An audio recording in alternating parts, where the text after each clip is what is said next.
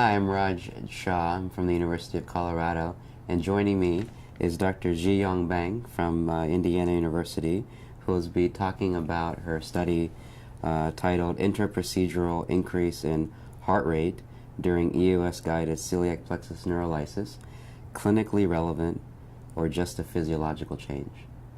So, Dr. Bang, thank you so much for joining us today. Thank you, Dr. Shah. So, just if you don't mind, for the group to kind of give us an overview of what the significance was to your study.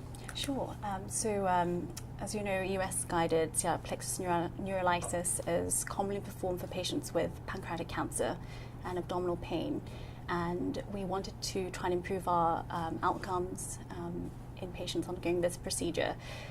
So what we sought to do was perform a prospective study where we took 51 patients undergoing EUS-guided celiac plexus neurolysis for pancreatic cancer and abdominal pain, and we determined that patients with heart rate increase during the alcohol injection had better response in terms of reduction in pain. So, Dr. Bang, what type of needles were used for the celiac neurolysis, and was there a change in the needle from when you diagnosed the cancer and then proceeded then with the CPN? In patients who required primary diagnosis for pancreatic cancer, a 22 or 25 gauge needle was used for performing the FNA passes, depending on whether we're going transgastric will be with 22 gauge and transducenal will be 25 gauge. We follow a very strict algorithm when performing FNAs. And then the celiac plexus neurolysis and the injection of the alcohol would be usually performed with a 19 or 22 gauge needle, and the changing of the needles would be at the discretion of the endoscopist performing the procedure. It's not information that we kept strict track of. And in your study, you compared those patients who had an increase in heart rate, and it was about 50% or so that had elevated heart rate, and compared it to those that did not have a response? That's absolutely correct. Out of the 51 patients, 25 patients had a heart rate increase by at least 15 beats per minute during the injection period for at least 30 seconds, and 26 patients had a failure for the heart rate to increase by 15 beats per minute. So we categorized those patients as heart rate change versus no change groups. And then your injections were midline, or were they bilateral, and how did you decide? So our usual practice is just to do an unilateral injection. We find that trying to do a bilateral injection is often difficult in patients with large pancreatic masses, and we use 20 cc's of alcohol, usually just in one spot. We find an area where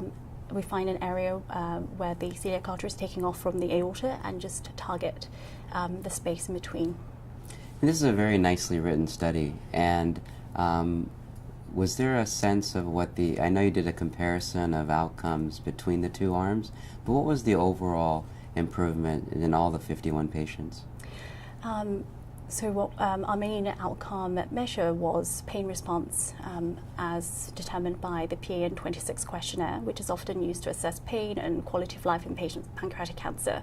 And that was our primary outcome measure, and we had determined that if we had 25 patients in heart rate change versus no change group, that this would give us a good sense of pain response following the procedure as determined by the heart rate change.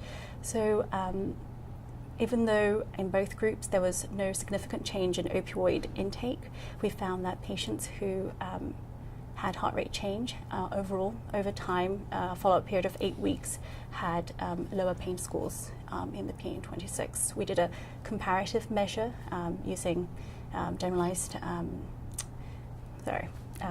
we calculated mean adjusted scores for pain, basically for both groups. Okay.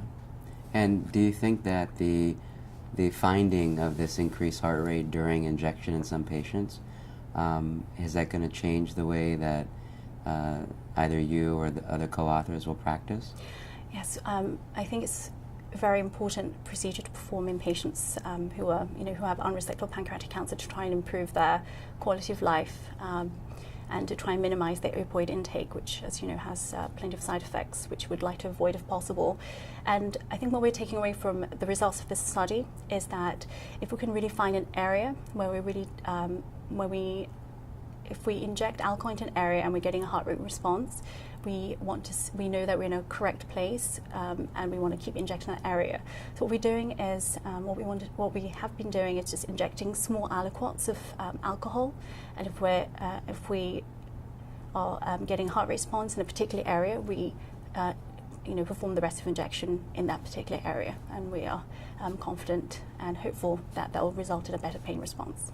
Did you notice any increased heart rate with the injection of the bupivacaine? Because you usually would inject the bupivacaine first, followed by the alcohol?